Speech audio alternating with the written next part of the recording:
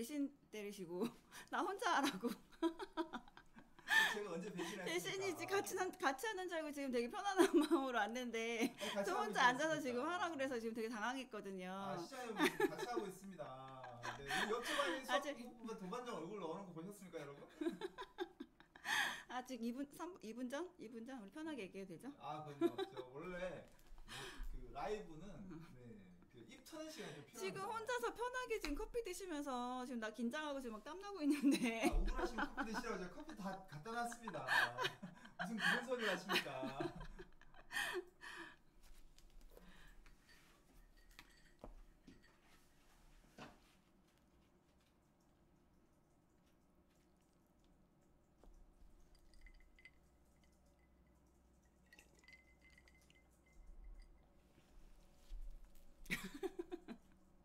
자, 여러분 제 목소리도 들리시나요? 네, 안녕하십니까, 도반장입니다. 안녕하세요, 진주쌤입니다. 네, 멀리 들리실지 모르겠는데 옆집 아이 수학공부법의 도반장입니다.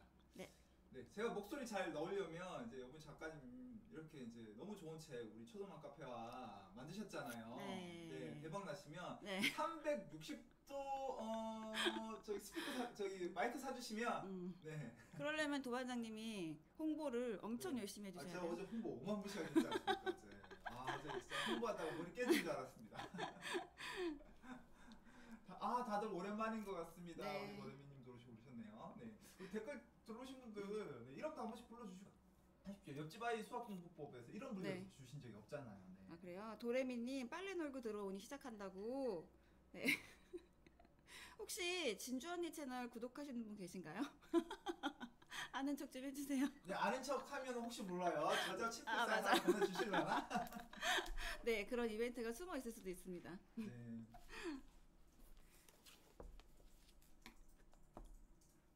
자, 여러분 혹시 제 목소리도 들리시나요? 네, 저기 멀리 바닷가에서 제 목소리가 들리시면은 들린다고 얘기해 주시면 좋을 것 같고요. 올해는 제가 이제 오실 때 보셨는지 모르겠지만, 저희 오늘 이제 방송 아주 원활하게 하려고 아침 9시부터 꽃단장하고 제가. 아, 그래요? 단장하신 거예요? 지니쌤. 네. 진주 언니 구독하신다고 손 드셨어요. 아, 근데 지니쌤은 선물 없어요. 지니쌤 선물 없어요. 지니쌤 선물 줘야 돼. 자, 사실 이제 굉장히 기쁜 게 우리 초등만 카페를 통해서 이제 그 정말 가지고 계신 교육의 노하우를 사람들에게 헌신하시는 분들이 점점 늘고 있어서 너무너무 좋고요. 우리 이제 1호 이영경 선생님 지금 스타시죠. 계시고 또 우리 2호는 아니지만 이소연 선생님도 계시고 그리고 우리 지금 들어오셨던 지니쌤 요즘 여기저기 강의 나가시고 핫하시더라고요. 도반장님 목소리 잘 안 들린대요. 제 목소리 잘 안 들리는 게 정상입니다, 여러분. 360도 마이크가 아니에요. 그러면 제가 목소리만 들리게 옆에 가서 여러분 잘 들리시나요, 목소리? 네, 잘 들리시죠? 그래서 우리 이번에 그 초등만 카페 네 번째 교육서로 수학 진주쌤의 영원을 갈아서 안 들리나 보다. 안 들린다고요? 안 들린다. 그 얘기하세요. 그럼 도반장님은 채팅으로 해주세요. 네, 저 채팅으로 하겠습니다. 네네네.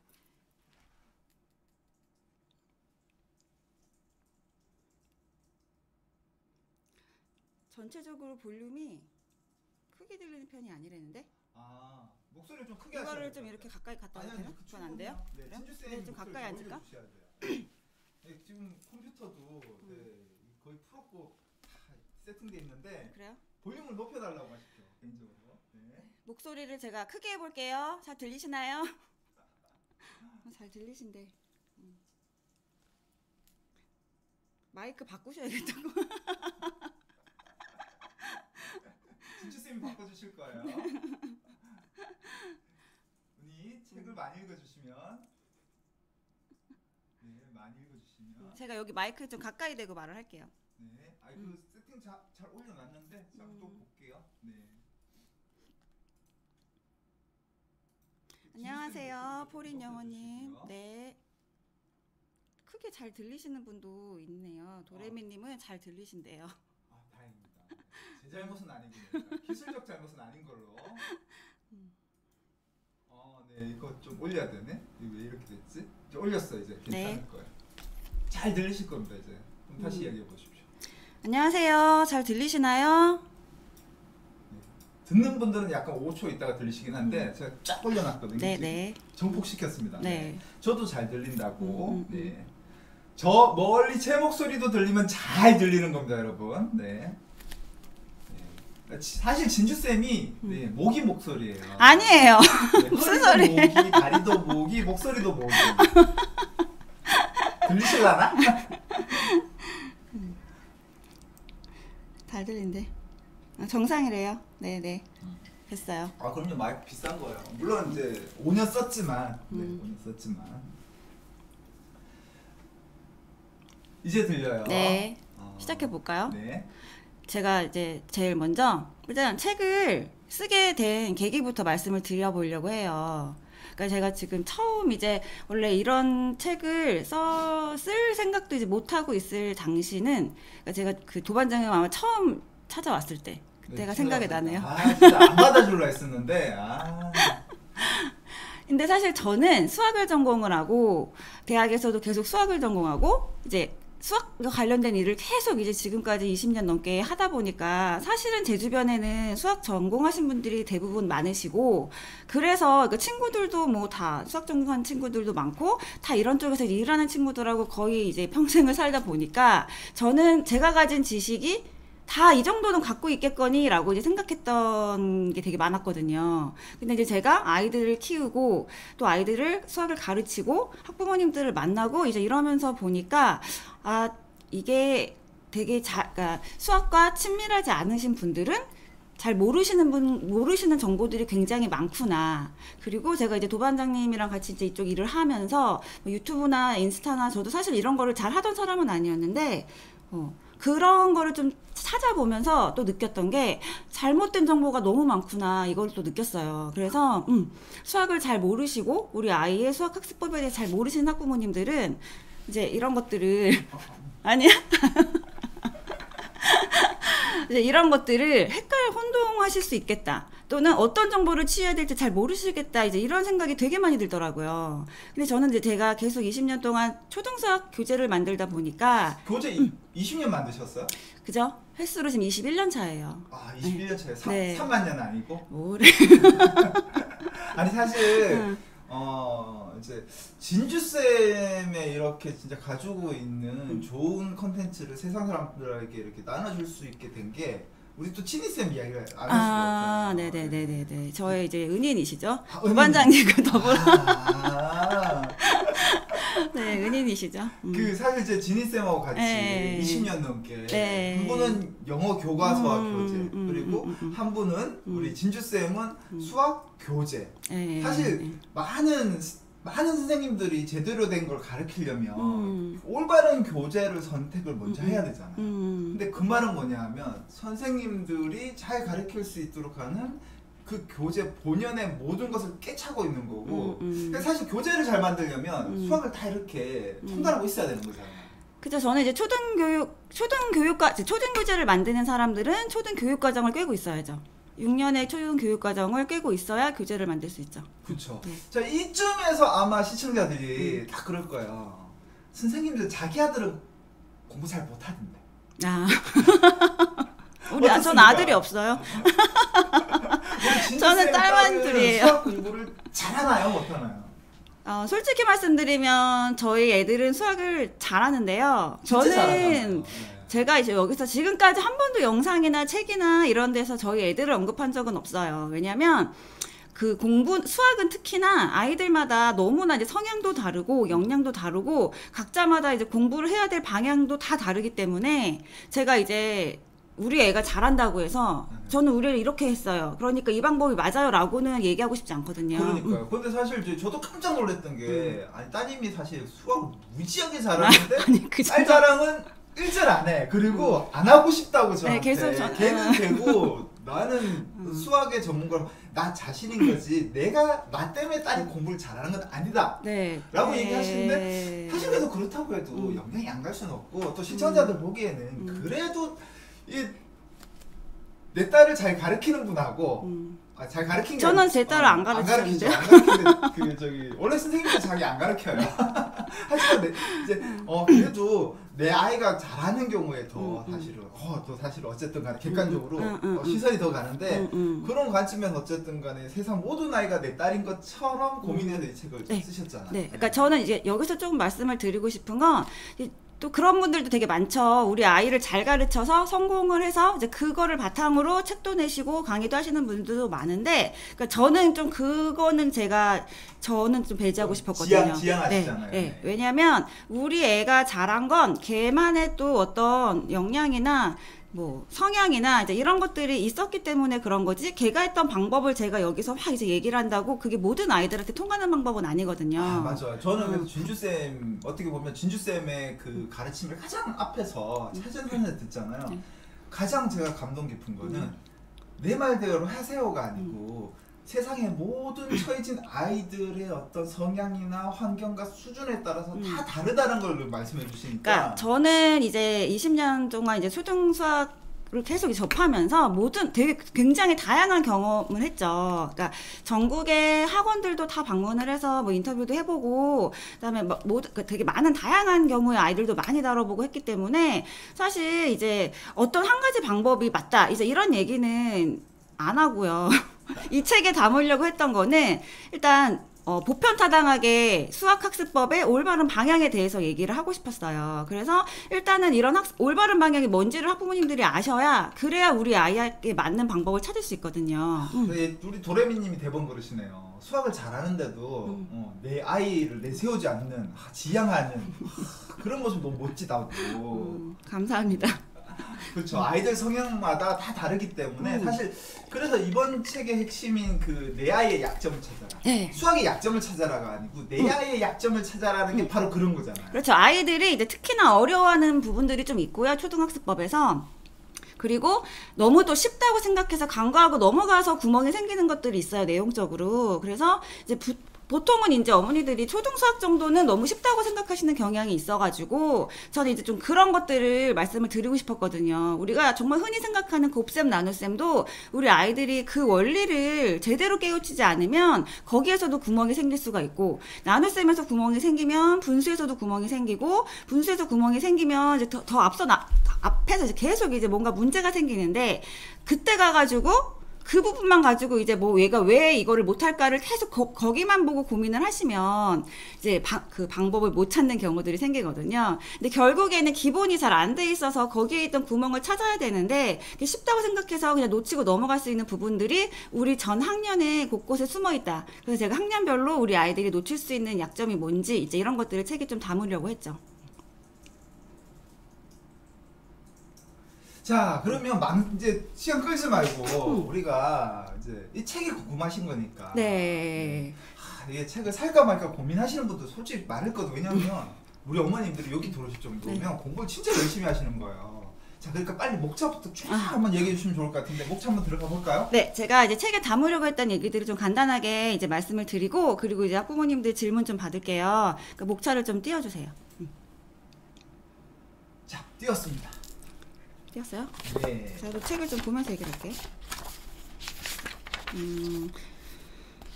자, 1장에 대해서 이야기 먼저 좀 해주실까요? 1장은 제목이 이제 초등수학 잘하는 공부 습관 만들기라고 했는데, 사실 초등학생은 우리 아이들이 지금 초등 시절에 뭐 어떤 입시를 위해서 막 달리는 시기가 아니잖아요.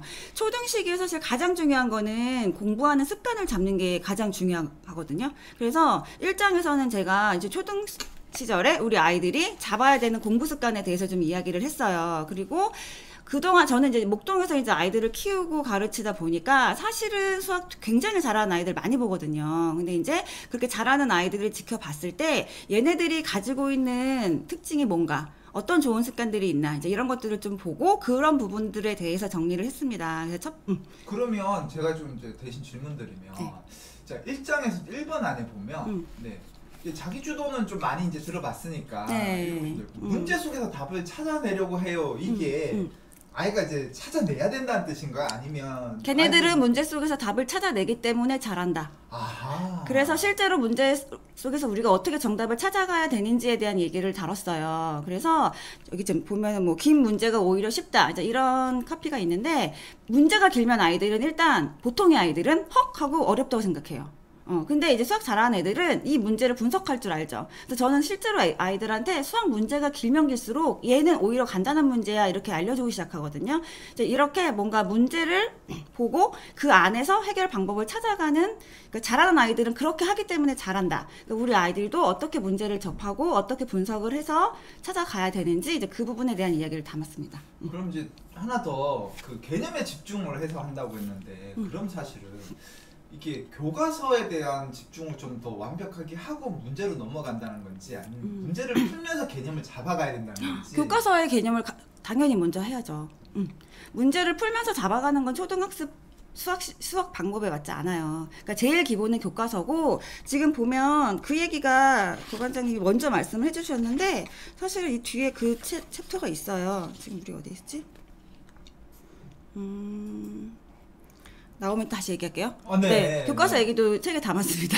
네네네. 워낙 책에 방대한 내용이 있다 보니까는 제가 이제 뭐 사전에 원고 없어요. 오시자마자 네 그냥 앉혀놓고 막 던지고 있어서. 그래서 지금 방금 말씀해주신 뭐 수학 문제 속에서 정답을 찾아가는 방법, 이거는 이제 우리 아이들이 수학 문제를 볼 때 그 안에서 주어진 조건을 찾는 방법이라든지 이제 문제를 어떻게 이해하고 문제를 풀어나가는 그런 해결 방법들을 어떻게 이제 우리 아이들에게 접근시켜 줘야 될지에 대해서 이제 좀 다룬 내용이고요.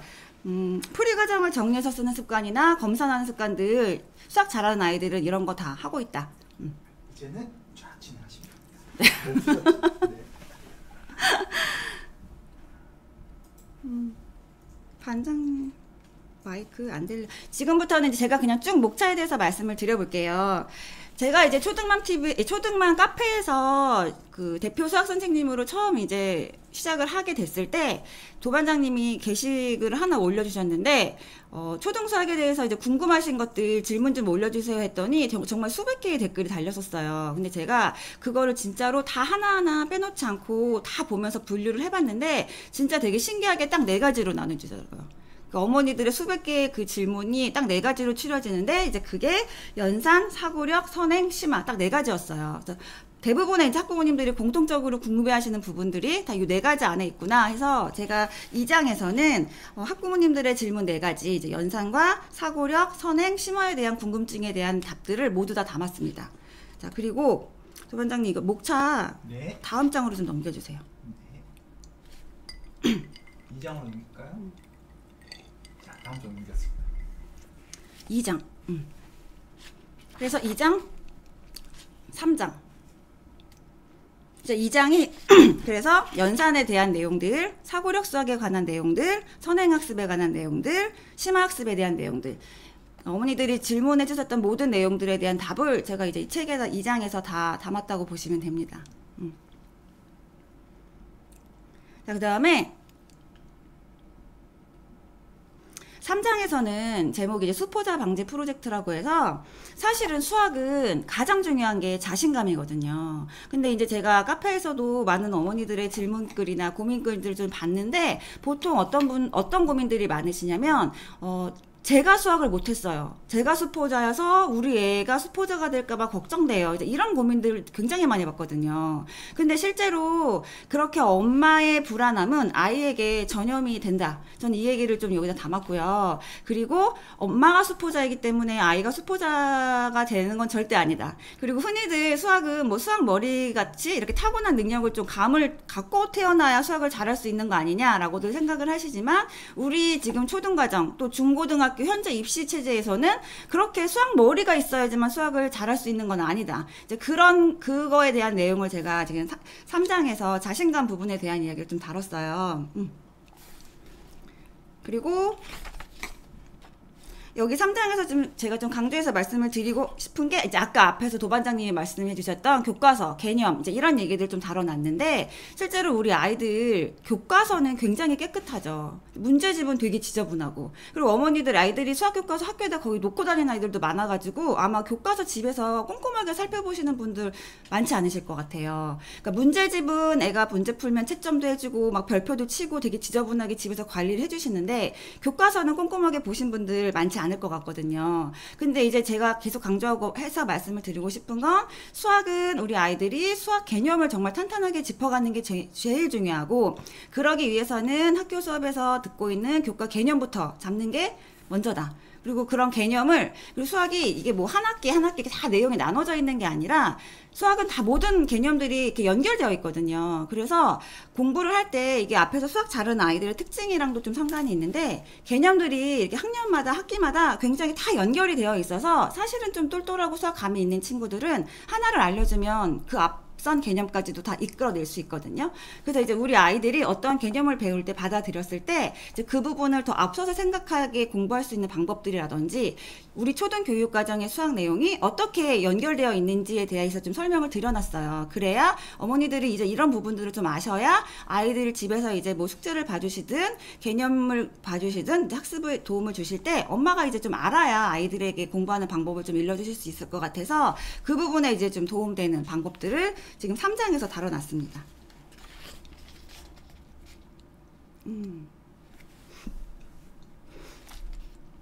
자, 그 다음에 4장에서는요, 4장이 이제 저희 메인 수학, 지금 초등수학 구멍이 되는 약점 단원을 찾아라 해가지고, 제가 지금 1학년부터 6학년까지 아이들이 특히 어려워하는 단원이나 아니면 너무 쉽게 생각해서 조금 구멍이 생길 수 있는 단원들, 그럴 때 이제 어떻게 체크하고 넘어가야 되는지, 구멍이 없는지 확인하려면 무엇을 체크해야 되는지에 대해서 표도 넣어놨고, 이제 그런 내용들, 그 학습 방법들, 이런 식으로 접근해서 공부를 해야 된다. 이제 이런 것들을 좀 각 학년별로, 단원별로 나눠서 지금 4장에서 약점이 되는 단원들에 대해서 정리를 해놨고요.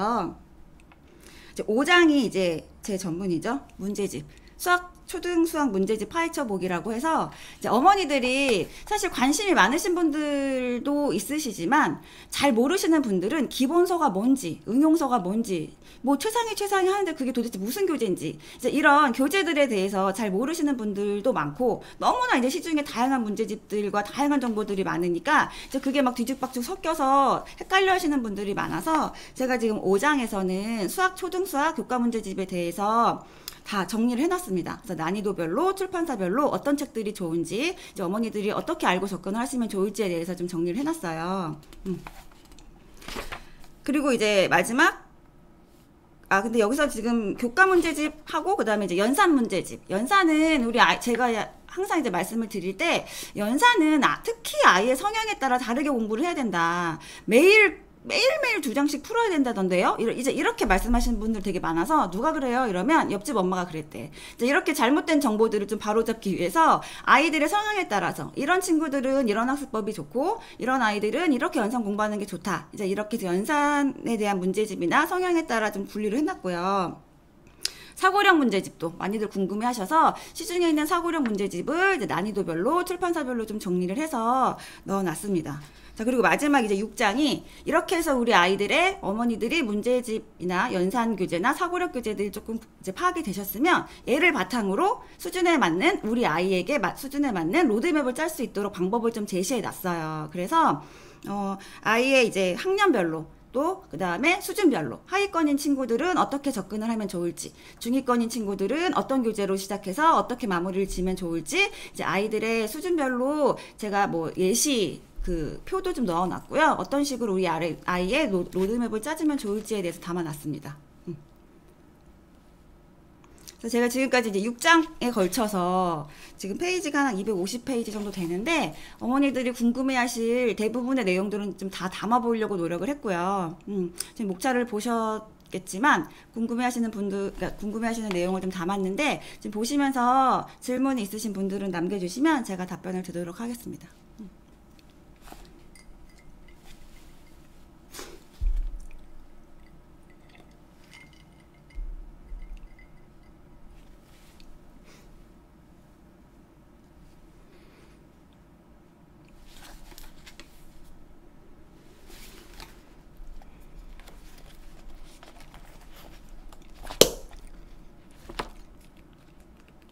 질문을 제가 지금 봤는데,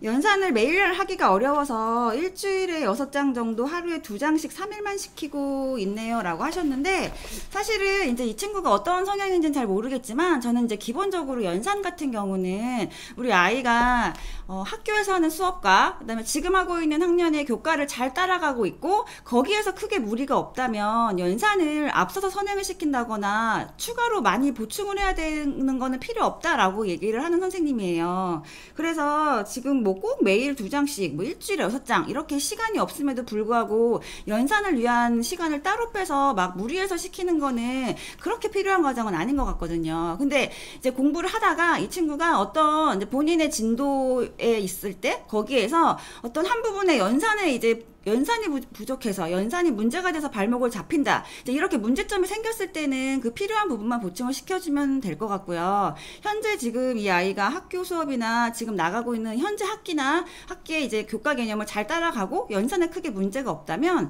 부담스럽게 아이에게 계속 매일매일 꾸준하게 풀려야 된다. 이거는 안 하셔도 저는 좋다고 생각을 해요. 질문 하나 제가 또 올려놨어요.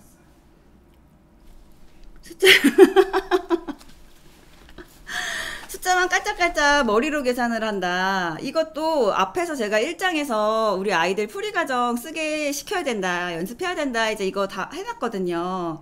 그쵸? 숫자만 깔짝깔짝거리는 건 풀이과정이 아니에요. 그래서 어려서부터 좋은 습관을 잡아야 된다고 제가 항상 말씀을 드리는데, 초등 시절에 풀이과정을 좀 정확하게 정리해서 쓰는 습관 같은 건 잡아놓으면 굉장히 도움되는 습관이기 때문에 이제 이거 고쳐줘야죠. 근데 저는 아이들이 이제 풀이 과정을 못 쓰는 이유는 본인이 문제 풀이하는 방법이 일단 머릿속에 정리가 안 됐기 때문에 못 쓰는 게 가장 크기 때문에, 아이가 이제 그렇게 식을 쓰는 걸 어려워한다면 먼저 한번 네가 푼 방법을 말로 한번 해봐. 이렇게 한번 그 단계를 거치고 그 다음에 말로 한 거를 식으로 한번 적어보게 하고, 이제 이런 식으로 방법을 제가 여기 책 안에 여러 가지로 좀 담아놨는데, 가장 대표적으로는 좀 이렇게 얘기를 먼저 한번 해보고 머릿속으로 정리할 시간을 준 다음에 식을 쓰게 하는 연습을 조금 시키는 게 필요합니다. 다음에 수학 공부 매일 하는 게 나을지 주 3일 정도를 집중적으로 하는 게 나을지. 어디 있지 질문이? 네, 제가 지금 올렸어요. 올렸어요? 네. 근데 앞에 질문이 또 있거든요. 지금 프리지아님이 질문을 주셨는데, 문제를 풀다 틀렸을 때 개념을 다시 공부하고 문제를 푸는데 이렇게 하다 보면 개념을 여러 번 보게 될 텐데 도움이 될까요? 일단 아이가 기본적으로 개념 공부를 끝내고 그리고 나서 이제 문제를 풀면요, 그 개념이 이 문제에 어떻게 적용이 되어 있는지를 알고 푸는 게 중요하거든요. 이 문제를 틀렸다고 해서 다시 개념으로 돌아가서 모든 개념을 다시 공부하고 다시 풀어봐 이렇게 하기에는 아이가 너무 힘들 수 있으니까, 일단 그 문제를 어떤 개념을 가져다가 푼 문제인지부터 확인을 좀 시켜주시고, 네가 공부했던 이 개념이 이 문제에는 이렇게 적용이 됐다, 이거를 알려주셔야 돼요. 그래서 1차적으로는 개념을 완벽하게 이해를 하는 게 먼저고, 그 다음에는 이제 2차로 문제를 통해서 개념을 다지게 하는 과정도 필요하거든요. 근데 이제 이거를 문제와 개념을 연결짓지 않고 문제 틀렸다고 다시 개념으로 돌아가서 개념을 다시 공부하고 그 다음에 문제를 풀고 이렇게 각각 따로따로 계속 공부를 하면 이제 아이가 오히려 개념과 문제의 연결력이 좀 안 될 수 있으니까, 문제를 틀렸을 때는 그 문제와 개념을 어떻게 연결지어야 되는지에 대한 설명이 좀 필요할 것 같아요.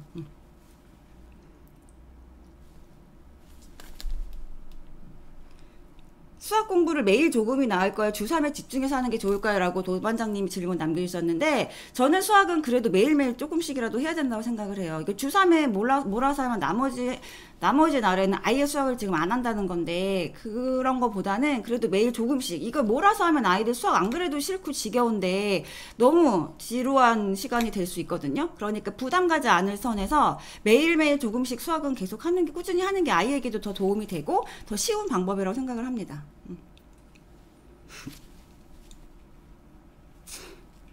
응용 문제집을 혼자 풀어보고 틀린 문제는 다시 풀게 하고 있습니다. 제가 설명해주는 것이 없이 개념 박스 혼자 읽어보고 문제를 풀고 있어요. 엄마는 채점만 해주고요. 이런 식으로 공부하는데 최상위를 안 풀고 우영까지 풀어도 괜찮은가요? 저는 아이가 영향이 된다면 최상위 문제집까지 꼭 풀어보라고 하거든요. 근데 지금 혼자 개념을 읽고, 지금 계속 올라간다. 혼자 개념을 읽고 문제를 풀어서 아이가 해결할 수 있는 단계의 난이도는 아마 최상위까지 안 갈 거예요. 그 아래 이제 응용 정도까지만 아이가 혼자 그게 해결이 가능할 거고, 심화 문제 같은 경우는 조금 약간 문제 유형들이 좀 다르고 복합적인 내용들을 많이 다루고 있기 때문에 그냥 혼자서 개념만 읽었다고 해서 최상위 문제까지 다 풀 수 있지는 않을 것 같거든요. 이제 그러니까 이제 우리 아이에게 최상위 문제 여력이 된다면 아이가 응용까지는 스스로 문제를 뭐 개념을 공부하고 문제 푸는데 아무 문제가 없다. 이제 그러면 심화 문제 유형을 조금 다뤄보고 이런 문제 유형들이 나오는구나. 이제 이런 연습을 좀 시켜주시는 건 필요하다고 생각합니다. 최상위가 지금 질문이 좀 중복됐는데 최상위 같은 심화 문제집을 안 풀어도 중학교 가서 중학 수학하는데 문제 없겠죠? 라고 말씀하셨는데 중학교 수학을 어느 정도까지 하느냐에 또 달라요. 그러니까 뭐 중학교도 내가 심화 안 하고 그냥 기본만 하겠다. 기본 응용 정도만 중학교 공부를 하겠다 하면은 뭐 크게 문제가 안 생길 수 있지만 사실은 초등학교 심화 내용이 중학교에서는 심화까지 안 거거든요. 기본 과정에서 우리 초등 심화에서 다뤘던 내용들이 나오는 것들이 되게 많거든요. 그러니까 초등 때 심화를 아예 안 다뤄봤는데 중등 수학을 심화까지 잘한다. 이거는 기대할 수 없겠죠.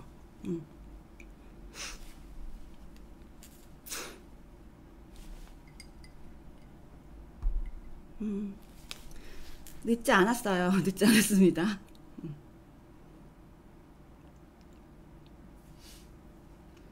자, 질문을 주셨는데 이 문제는 무엇을 물어보는 문제야 이런 걸 파악하는 힘을 길러주고 싶은데요. 매번 제가 문제를 보고 알려주는 것도 아닌 것 같고 어떻게 스스로 파악할 수 있도록 도와줄 수 있을까요? 라고 해주셨는데 이거 지금 제가 책에 이거 좀 보여드릴 수 있나? 실제로 이 방법을 알려주시는 방법을 제가 담아놓은 게 있거든요. 얘는 제가 말로만 설명하기는 조금 부족한데 이거 어떻게 화면을 안 보이죠? 이렇게 하면 안 보이죠? 아 이거 문제 분석하는 34쪽. 34쪽이요? 네. 제가 보여드릴게요.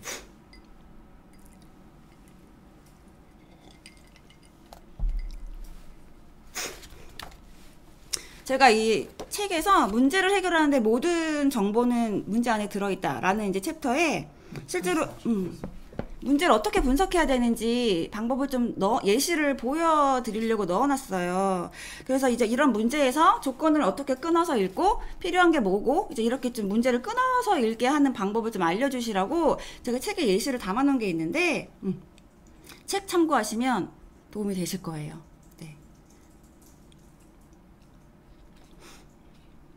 초3 엄마표 중이에요. 개념과 문제풀이를 연결짓는 방법으로 아이가 직접 문제를 만들어보고 풀이한다거나 이거 되게 좋은 방법이에요. 저도 여기 책에서 이런 얘기 해놓은 거 있어요. 그러니까 문장제를 어려워할 때 초등학교 저학년 때는 실제로 간단한 계산식을 이용해서 문제를 만들어보게 해라 라는 이야기 책에 담겨져 있거든요. 지금 어머니가 하고 계신 방법 굉장히 좋은 방법입니다.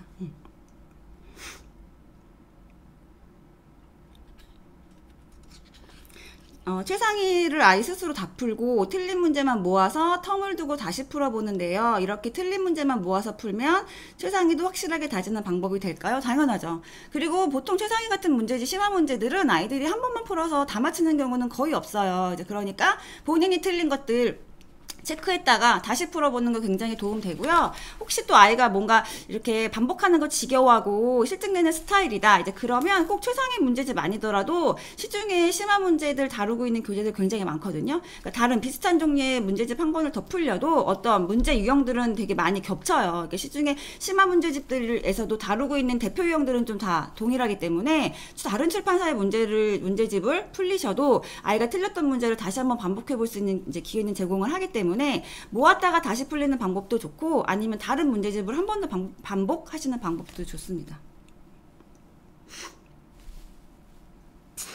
지금 49명 보셨어요. 네. 학원에서 응용까지만 나가는데 집에서 심화를 해야 하나요? 혼자 심화는 어려워하거든요. 라고 이제 해주셨는데 제가 이제 이것도 책에서 또 이야기 해놓은 부분이에요. 그러니까 실제로 이런 친구들이 심화가 필요한 친구들인데 학원에서는 오히려 잘해서 심화를 할 수 있는 애들을 테스트를 거쳐서 뽑죠. 그래서 그 테스트에 통과하지 못하면 학원에서 심화 수업을 들을 수 있는 반에 못 들어가죠. 저는 이게 되게 이제 악순환이라 생각을 하는데, 오히려 그렇게 테스트에 통과해서 심화를 할 수 있는 수준 높은 아이들은 사실 크게 문제가 안 돼요. 얘네들 원래 잘하니까. 근데 이제 그게 안 되는 친구들의 역량을 끌어올려주는 게 더 중요한데, 그게 안 되는 애들은 오히려 학원에서 심화 수업을 받을 기회가 없으니까, 저는 이럴 때 더 집에서 엄마표로 심화 수업을 해야 된다고 이제 책에도 담아놨고, 저도 이제 계속 이렇게 말씀을 드리거든요. 심화는 꼭 하고 넘어가고 아예 역량이 힘들지 않을 정도, 하루에 아예 역량에 따라서 하루에 한 문제가 됐든 두 문제가 됐든 어쨌든 도전을 해보고 시도해보는 과정이 필요한데, 이제 그게 현실적으로 학원에서는 어려우니까 집에서 심화 문제집이라든지 심화 이제 교재를 가지고 한번 엄마표로 아니면 혼자서라도 좀 할 수 있는 만큼은 다루고 넘어가는 게 필요하다라는 이야기를 제가 하고 있습니다. 쪽수? 무슨 쪽수를 알려줘? 중요한 그래. 다음에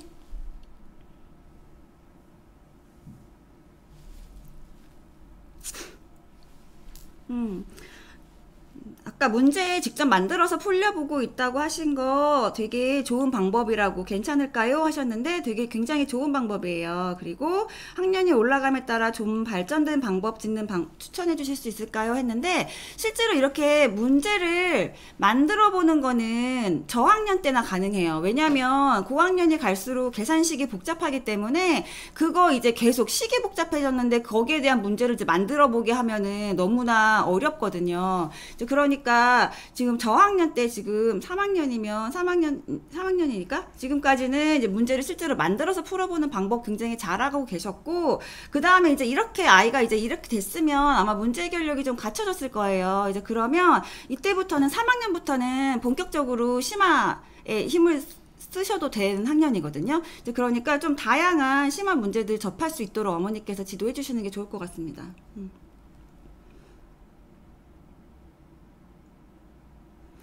되게 여기 오늘 오신 분들 되게 열정이 가득하세요. 문제집을 풀고 엄마가 만들어서 시험 형식으로 하신대요. 괜찮나요? 하시는데 당연히 괜찮습니다. 되게 잘하고 계신 거고, 이거는 되게 집에서 해주시기 힘든데 오늘 막 문제를 만들어 주시는 분도 계시고 시험 문제도 내주시고 굉장히 잘하고 계신 거예요. 근데 저는 이제 한 가지 여기서 약간 이제, 저는 이렇게 열정적인 엄마는 아니었거든요. 집에서 애를 이렇게 막 꼼꼼하고 시간을 투자해서 봐주는 거 너무 힘들어서 좀 간편한 방법을 제가 생각해냈던 게 이제 포스트잇이거든요. 포스트잇. 접착식 메모지? 이제 그걸로 저는 오답노트도 따로 이제 안 만들게 했어요. 왜냐면 오답노트에 막 다시 문제 쓰고 다시 풀고 이런 시간도 사실 좀 아까워서 그런 거 그냥 다 줄이려고 틀린 문제에다가 포스트잇 붙여놓고 그 위에 다시 풀게 했거든요. 그렇게 해서 풀고 그 다음에 나중에 한번 다시 되돌아봤을 때 포스트잇만 붙어있던 문제들은 이제 얘가 틀린 문제니까 그거 다시 떼고 새로운 포스트잇 붙여서 다시 한번 풀어보게 시킨다든지, 이렇게 좀 저는 간편한 방법으로 아이들을 다시 틀린 문제를 확인시키는 조금 나름의 방법을 좀 찾아냈는데, 문제를 실제로 어머니가 만들어서 풀려보실 여력이 되신다면 이것도 얼마든지 좋은 방법입니다.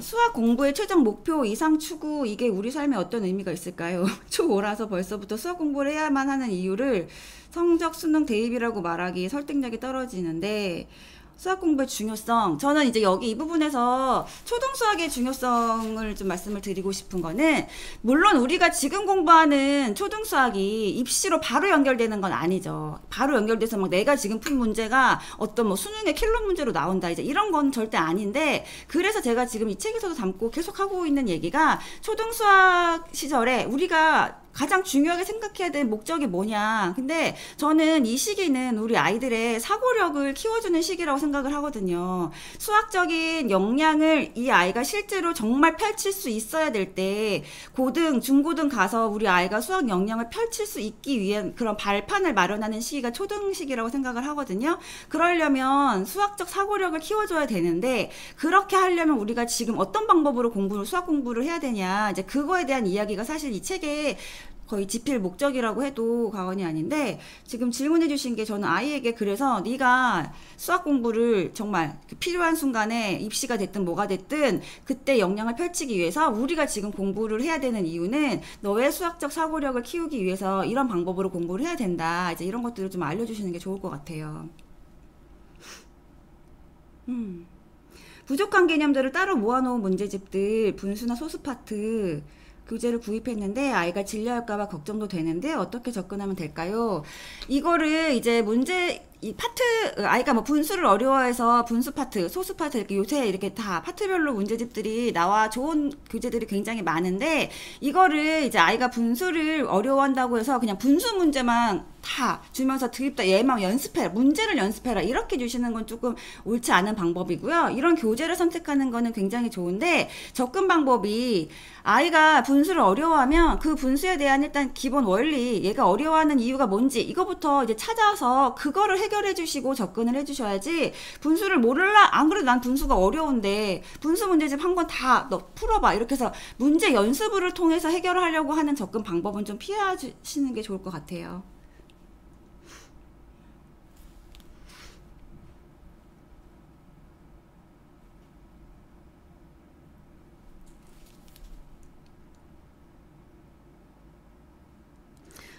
수학만큼은 양보다 질환 의견도 사실 많잖아요. 엄마표 공부 중이다 보니 뭔가 진도를 학부는 선행은 지향하지.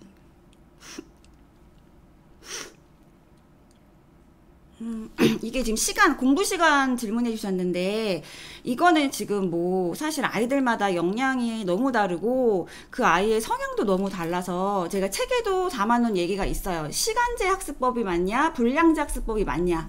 이제 이렇게 얘기를 지금 두 가지로 좀 나눠서, 뭐, 시간을 재고, 너는 오늘 수학 공부 하루 1시간 할 거야. 아니면 이제 이렇게 하는 게 이제 시간제 학습법이고, 분량제는 너 오늘 문제집 3쪽 풀어. 3쪽씩 풀자. 하루에 3쪽씩 풀자. 이렇게 분량을 정해놓는 게 맞냐. 이제 이게 사실은 다양한 전문가들의 의견도 되게 많이 갈려요. 뭐가 맞다라고 이제 되게 의견이 분분한데 제가 봤을 때는 아이들마다 성향도 너무 다르고 수준도 너무 다르기 때문에 이제 뭐가 맞다, 몇 시간 해야 된다 정해진 건 없는데 제가 책에서 이야기하고 있는 거는 심화학습만은 분량제로 공부를 하자라고 이제 얘기를 하고 있거든요. 그래서 어떤 공부를 어떻게 하냐에 따라서 아이에게 이제 방법은 좀 달라질 수 있을 것 같아요, 얘는.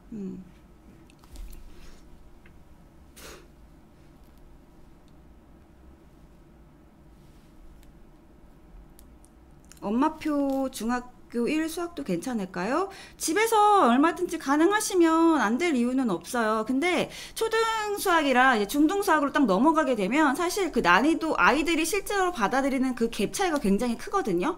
일단 교재부터도 글씨체도 달라지고 글씨의 포인트도 달라지고 어투나 말투도 되게 달라지고 책의 분위기도 확 달라지기 때문에 내용이 그렇게 막 어렵게 확 뛰지 않더라도 아이들이 느끼는 체감 난이도는 굉장히 확 높아지기 때문에 그 부분을 조금 이렇게 메꿀 수 있는 교재들 선정이 좀 필요해요. 그래서 제가 이제 이 얘기도 책에서 그러니까 초등학생이 중등 선행하기에 좋은 교재가 뭐가 있다 이런 추천 교재들 같은 것들 책에 담아놓은 게 좀 있어서 참고를 해주시면 좋을 것 같아요.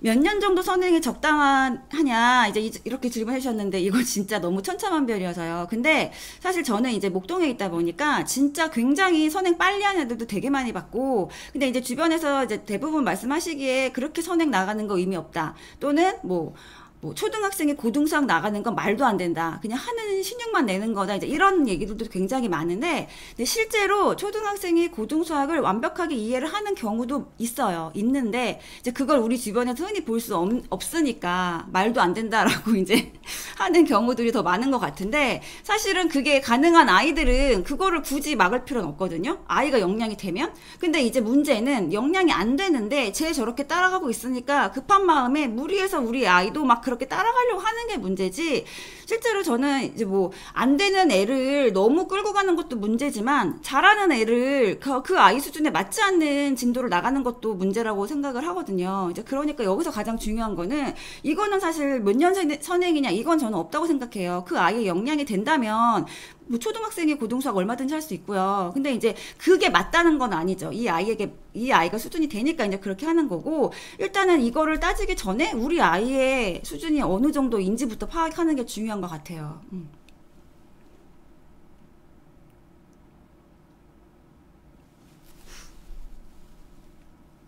수학 문제집 선택할 때 학교 교재 출판사랑 같아야 하냐고 질문 주셨는데, 초등교육과정까지는 같을 필요가 전혀 없어요. 전혀 없고요. 근데 이제 중학교는 내신 시험이라는 게 있기 때문에 그래도 교과서 같은 출판사의 문제집이 유리한 게 있긴 있겠지만 사실 초등교육 과정에서는 학교 출판사랑 문제집이 같을 필요는 전혀 없습니다. 초3인데 학원에서 최상위를 시켜보고 싶다는데 어려워질까봐.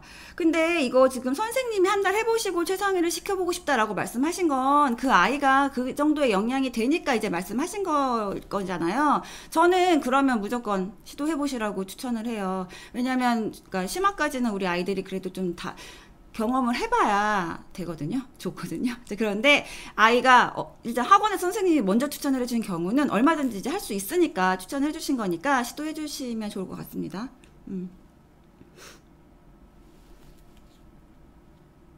수학학원은 언제부터 보내면 좋을까요? 어려서 가는 친구들도 많은데 필요할 때 보내는 게 제일 좋다는 의견도 다분하잖아요. 그래도 권하는 학년이 있을까요? 하셨는데 사실 뭐 이게 학원을 보내야지만 본격적인 수학 수업을 한다라고는 생각을 안 하고요. 이게 엄마표로 가능하면 사실 학원이나 엄마표로 집에서 하나 이게 크게 차이는 없는데 이게 또 집마다 상황이 다르겠죠. 지금 아까 막 열정 가득하신 어머니들처럼 문제를 새로 만들어 주시고 문제 뽑아서 시험도 보게 해주시고 이런 식으로 집에서 정말 잘 봐주시면 얘는 뭐 학원 다니는 거랑 크게 차이가 없는데 엄마가 직장을 다니신다든지 뭐 시간이 여력이 안 되셔가지고 그렇게까지 못 봐주시는 경우도 있을 거고 아이가 또 엄마랑 둘이 하는 거를 너무 이제 지겨워한다거나 심심해할 수도 있는 거고 각자 이제 집마다 상황이 너무 다를 것 같긴 한데 그래서 이제 학원을 보내는 시기가 적당하다는 아니지만 실제로 저는 이제 교과 과정이 확 어려워지는 시기는 5학년이에요. 5학년이 가장 확 어려워지는 내용이 들어가고 제일 중요한 시기는 3학년이에요. 3학년 때부터는 심화를 좀 접해라 라고 얘기를 하거든요. 제가 여기서 책에서도 로드맵을 짤 때 1, 2학년의 수학과 3, 6학년의 로드맵을 좀 다르게 짰어요. 그래서 저학년 1, 2학년 때는 교과 과정을 따라가는 것보다는 사고력에 집중해서 공부를 하는 걸 추천을 한다라고 이제 말씀을 드렸고 3, 6학년부터 교과 수학에 집중을 해서 공부를 하면 좋다라고 적어놨는데 이제 그거를 기점으로 좀 보면 교과 수학을 심화까지 좀 탄탄하게 다지는 시기는 3학년부터가 좋을 것 같고 이제 아이가 공부 내용이 좀 어려워지는 시기는 5학년부터 확 어려워집니다. 자, 질문은 그럼 여기까지 네네. 하고요. 이제 나머지는 책에 있으니까 보시라고 해주시고 네. 여기서 2명을 뽑아주십시오. 공개적으로. 다 봐야 되는데 잠깐만. 댓글 다시 두 분께 책을 선물로 드릴 거라서. 네. 잠깐만. 이거 참 가려졌어요. 지금 이제 질문 도반장님이 저보고 그만 받으래요. 책에서. 우리 나머지 내용들은 책에서 확인하라고 얘기를 해주셨고요. 오늘 이제 와주신 분들 중에 2분 책 선물을 해주시겠다고 도반장님이 약속하셨다고. 해서 이제 이거 2명 뽑아달라고 하셨는데 질문을 제가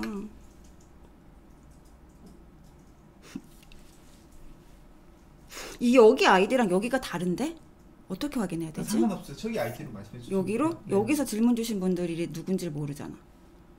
여기서 그 사전 이벤트가 네. 여기서 질문 주시는 게 아니고 저기 사전에 오늘 방송 들어오겠다고 하신 분들 네. 이거는 그럼 방송 후에 정하면 안 돼요? 방송 중에 공개하기 때문에. 그랬어요?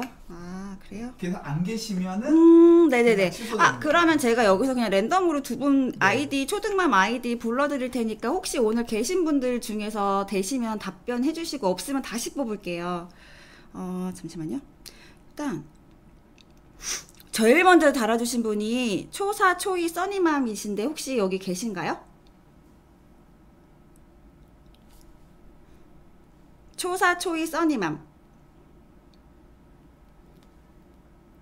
안 계신가봐. 네, 써니맘님은 네. 그 책 드릴 거라서 패스해 그리고 잠시만요. 초2 초4 하마밍님 계신가요? 수학 안 그래도 지금 학원을 보내나 마라 하고 있는지라 내일 꼭 들어봐야겠어요 하신 분. 계세요. 당첨되셨어요. 두 분이 계신데? 한 분이에요. 24시간 썸유가 그분 아니고 네. 그럼 한 분만 더. 왜 패스해요? 왜 패스하세요? 당첨되셨는데? 러스님은 책을 사셨나? 네, 그런가 봐요. 다른 분한테 양도해 주시겠다는 것 같은데. 아, 그래요?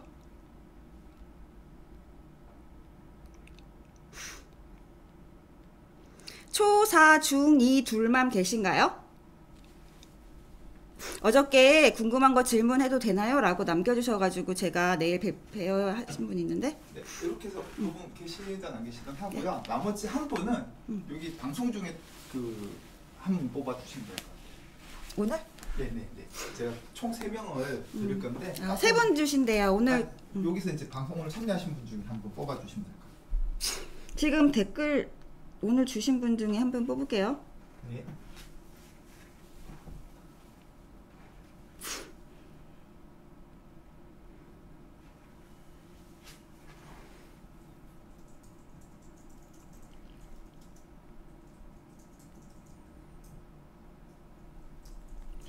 제일 먼저 들어오신 분이 누구시지? 봐야겠다. 도레미님이 제일 먼저 오신 아닌가? 잠깐 이게 안 보인다.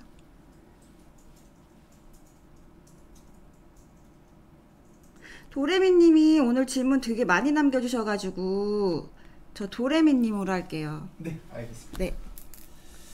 자, 이렇게 해서 이제 라이브 마무리 네. 지어주시면 될 것 같아요. 멘트 얘기하시고. 네. 제가 오늘 너무 이제 급하게 도레미님 방송 중 열성맘으로 뽑히셨습니다. 네. 네, 제가 지금 오늘 좀 이제 갑자기 도반장님이 빠지시고 저 혼자 진행을 하라 그래가지고 너무 이제 두서없이 막 정신없이 말씀을 드렸는데 이제 책에 대한 내용에 제가 담고 싶었던 이야기들 어머니들께 하고 싶었던 이야기들이 잘 전달됐는지 잘 모르겠어요. 전달됐으면 좋겠네요.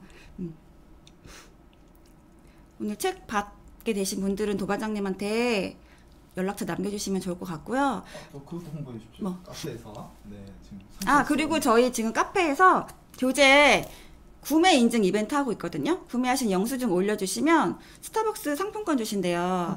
40명. 근데 아직 좀 여유가 있어요. 그러니까 빨리. 랜덤으로 열리나? 네, 랜덤으로 또 10명도 뽑아서 50명 주신다고 하시니까 어차피 책 필요하시면 빨리 구매하셔가지고 커피라도 좀 받아가세요. 책 제목 한번 알려주세요. 책 제목은 자, 내 아이의 수학 약점을 찾아라고요. 저는 이제 이 책이 어머니들 우리 아이 초등학교 6년 과정 동안 백과사전처럼 우리 아이 수학 학습 방향의 길잡이가 되어 주기를 바라는 마음으로 썼습니다. 이제 그러니까 옆에 놓으시고 우리 아이 수학 학습법에 대해서 뭔가 혼란이 왔다 할 때 이렇게 들춰보면 어떤 답들을 다 찾을 수 있도록 제가 좀 담아봤는데 많이들 구매하셔가지고 도움이 되셨으면 좋겠어요. 네. 마무리 멘트. 네, 오늘 지금 시간이 10분 남았는데 빨리 마무리할까요? 네. 뭐 그냥 쓰셔도 됩니다. 네, 네. 네, 이게 제가 드리고 싶은 말씀은 다 드린 것 같고, 네, 이제 오늘 방송은 여기까지 하겠습니다. 네. 고맙습니다. 고맙습니다.